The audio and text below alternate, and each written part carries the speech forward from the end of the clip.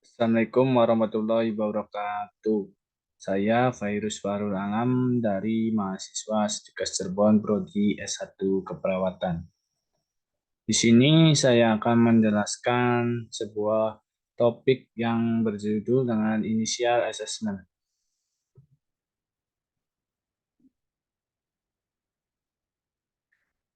Initial assessment yaitu bertujuan untuk menilai hal-hal yang mengancam nyawa penderita dan bagaimana cara menanganinya dengan cepat dan benar. Di sini sebelum mengenali keadaan mengancam jiwa ada yaitu yang pertama primary survey yaitu survei primer, yang kedua secondary survey atau survei sekunder dan dilanjutkan dengan terapi definitif.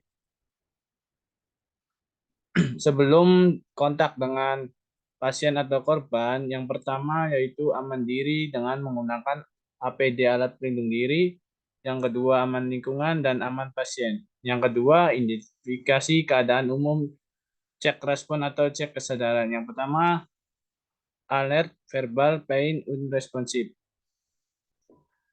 Apabila pasien atau korban sadar, pemeriksaan dilanjut sesuai permasalahan atau keluhan.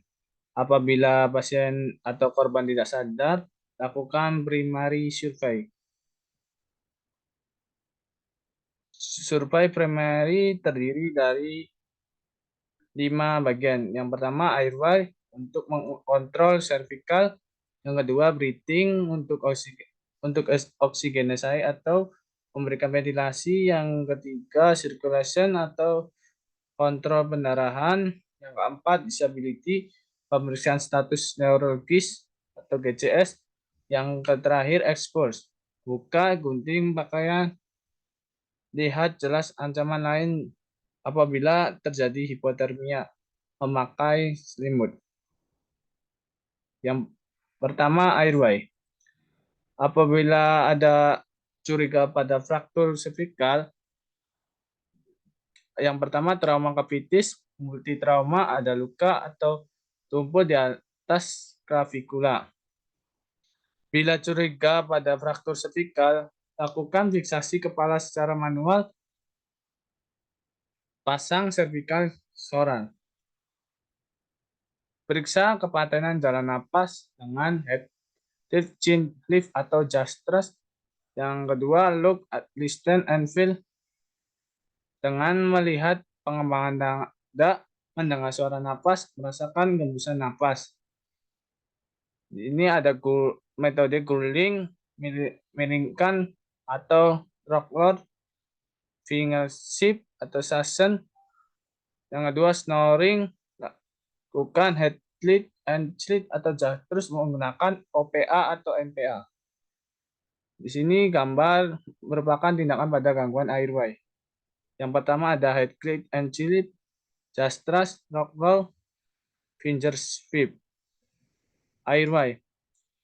Tindakan pada gangguan airway, OPA itu pasien yang tidak sadar dan NPA pasien sadar. OPA melalui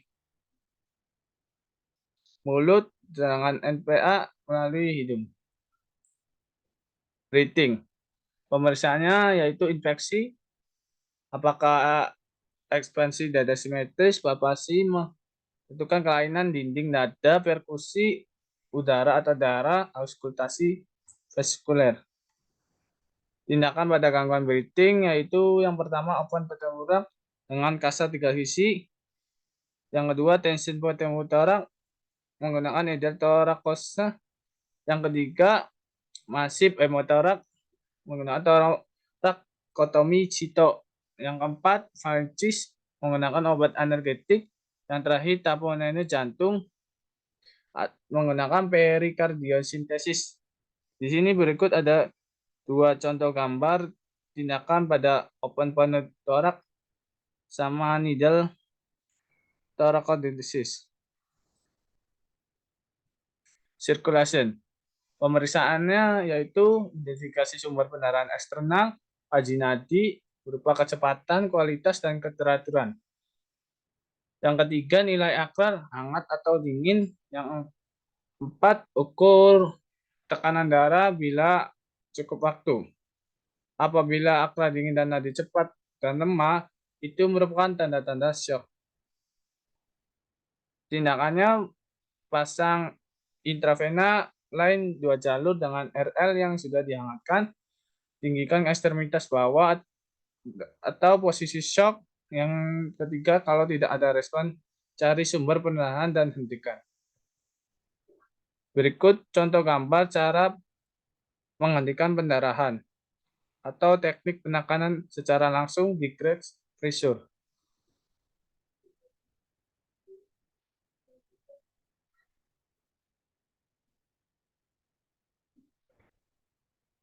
Yang selanjutnya, disability. Pertama, tentukan tingkat kesadaran dengan GCS. Di sini apabila GCS turun atau lebih, hati-hati. Yang kedua, tanda lateralisasi pupil atau isi core, tanda lateralisasi lainnya. Expose.